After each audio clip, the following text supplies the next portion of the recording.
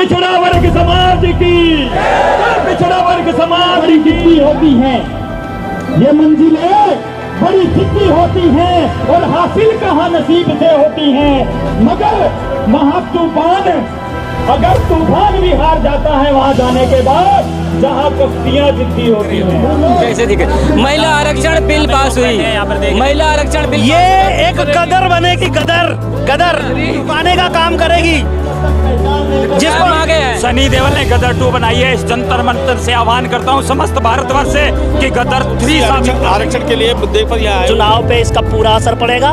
OBC की जातियां सब यहाँ संगठित है। काम की जरूरत पड़ती है तो 5 साल के लिए हमें भिखारी बनना पड़ता है। उसके वो सब बुलबुला है, वो बुलबुला दिख रहा है। आज राष्ट्रीय प्रजापति महासंघ का अधिवेशन चल रहा है दिल्ली के जंतर मंतर पर, क्या कहना है? ओबीसी का एकता दिखाई दे रही है? बिल्कुल दिख रही है। कैसे दिखे महिला आरक्षण बिल पास हुई, महिला आरक्षण बिल पास हुआ, ओबीसी की कितनी बड़ी संख्या आप बताइए। अब आरक्षण पास हुआ, ये तो एक भाजपा की रणनीति के खिलाफ हुआ है। भाजपा की रणनीति के खिलाफ? हाँ, कैसे हुआ सुनो, उसका रीजन भी है। बताइए। ये ना जो लोगों को बुलबुला देते हैं ना, ये कर लो वो कर लो, बस दे के अब शांत हो गया, वो पारित तो हो गया लेकिन वो पास नहीं होगा जिंदगी भर ना, वो जनगणना होने वाली। तो चाणक्य ने, अमित शाह जी ने कह दिया है कि ये पास हो ना, शुरुआत तो कर लो। उससे होगा क्या, लाभ क्या होगा? राज्य संसद में पास करने के बाद, विधानसभा में पास करने के बाद, राज्यसभा में पास करने से, फाइल बनाने से हो गया क्या कुछ? ना तो आज से पहले भी माटी कला बोर्ड का भी गठन हुआ था, प्रदेश ने भी किया था और प्रदेशों ने भी किया था। आज तक कितना अमल हुआ?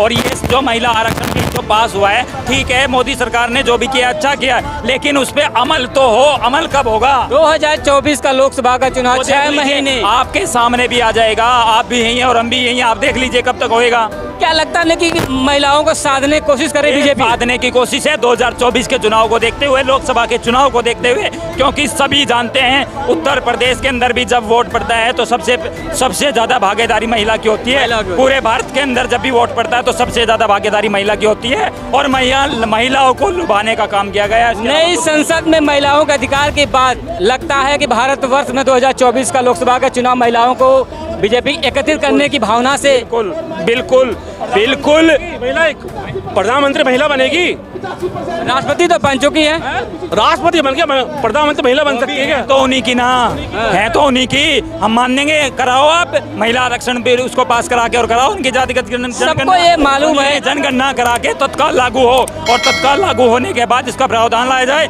और दिए जाए विधानसभाओं में टिकट, लोकसभा में दिए जाए टिकट। कहा जा रहा है कि 2026 से पहले जनगणना नहीं होगी। मोदी सरकार 5 साल खत्म होने से पहले 6 महीना चुनाव होने वाले हैं, तो ये महिला बिल लेके आई, उसमें भी ओबीसी का दर्जा ही खत्म है। तो ये तो आप भी पता है, आपको भी पता है, समस्त जनता को पता है, ये लुभाने का काम है। ये लोग लॉलीपॉप देने का काम करते हैं। जब द्रोणाचार्य के पास एकलव्य शिक्षा लेने के लिए गया तो एकलव्य से उसकी जाति पूछी गई और जाति पूछते ही द्रोणाचार्य ने उसे धुतकार दिया। और जब एकलव्य ने इधर उधर संघर्ष करके उसने शिक्षा प्राप्त की, अपनी धनुर्धन योद्धा को बढ़ाया और इन सभी शिक्षाओं को प्राप्त करते हुए तब भी उसका अंगूठा काटने का काम किया। ये लोग लुभाने का काम करते हैं और लुभाकर अंगूठा काटने का काम करते हैं। क्या लगता है जाति व्यवस्था भारत में हावी है? बिल्कुल है जी। तो क्या होना चाहिए इस पर? हारना चाहिए।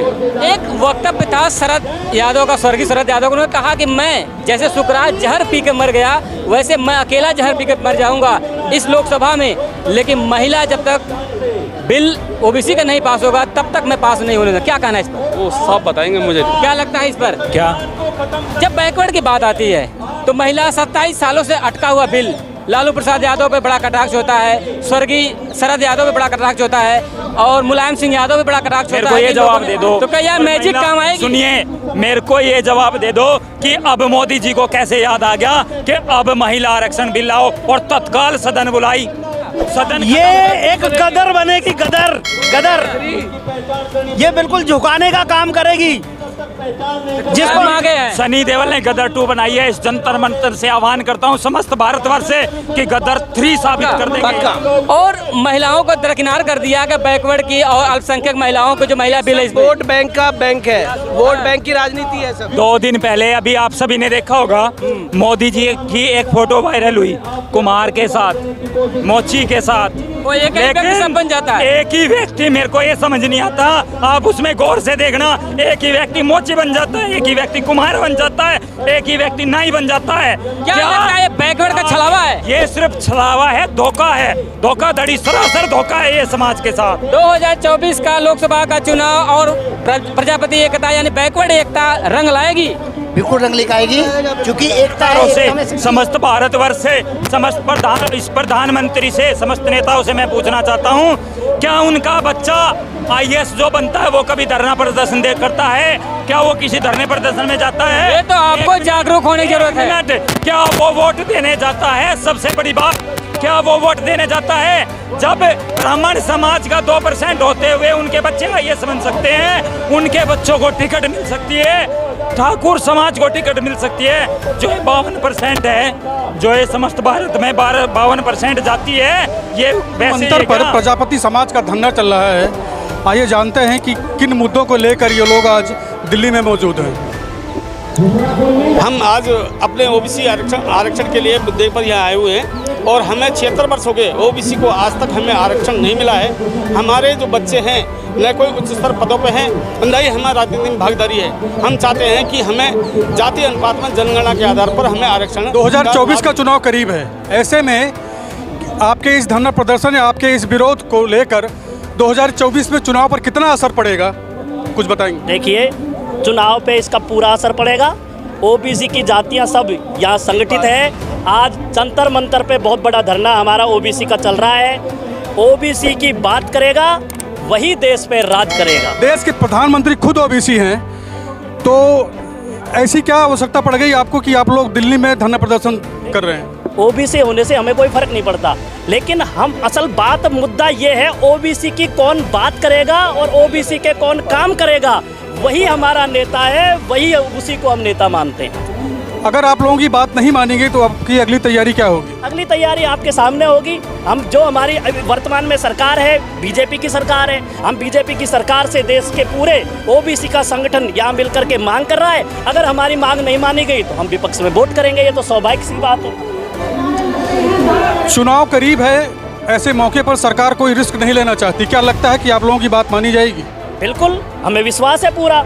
हम सब एकत्रित हैं, संगठन में शक्ति है और संगठन की बात मानी जाएगी। देखिए, कम से कम विपक्ष में रहते हुए आदरणीय देश के हमारे कांग्रेस पार्टी के पूर्व राष्ट्रीय अध्यक्ष आदरणीय राहुल गांधी जी ने कल कितनी बड़ी बात कही है, और कम से कम हमारी आवाज़ को संसद तक उठाने की बात तो रखी उन्होंने। बीजेपी तो राहुल गांधी को पप्पू कहती है, आप क्या? हमें कोई फर्क नहीं पड़ता, जो पप्पू हमारी काम करेगा वही हमारे लिए पप्पू, नहीं वो यशोधरी है। हम पप्पू को नहीं मानते, हम पप्पू कहने से कोई मतलब नहीं है। पप्पू काम क्या कर रहा है इस पे हमको ध्यान देना है। पप्पू अच्छा काम कर रहा है, इसलिए वो हमारा नेता है। कांग्रेस लगातार आरक्षण को लेकर अपनी मांग हमेशा संसद में उठाती आई है। क्या अगर आप लोगों की बात मानी गई तो क्या आप लोग अगले चुनाव में 2024 के चुनाव में कांग्रेस का साथ देंगे? बिल्कुल 100% देंगे। अगर हमारी बात जो मानेगा उसके साथ हम खड़े रहेंगे, इसमें क्या शक है। महिला आरक्षण पर विधेयक पारित हो गया है संसद में, क्या सोचते हैं आप इस बारे में? देखिए, बहुत बढ़िया बात है, हम उसका स्वागत करते हैं, लेकिन हम चाहते हैं कि ओबीसी के जितने संगठन हैं और जितनी जिसकी बाहुबल जातिगत जनसंख्या जनगणना होनी चाहिए और जितनी संख्या जिस जाति की है उसको उतना आरक्षण का वर्गीकरण किया जाना। आपके इस धरना प्रदर्शन में कहाँ के लोग आए हुए हैं? पूरे भारतवर्ष से लोग आए हैं।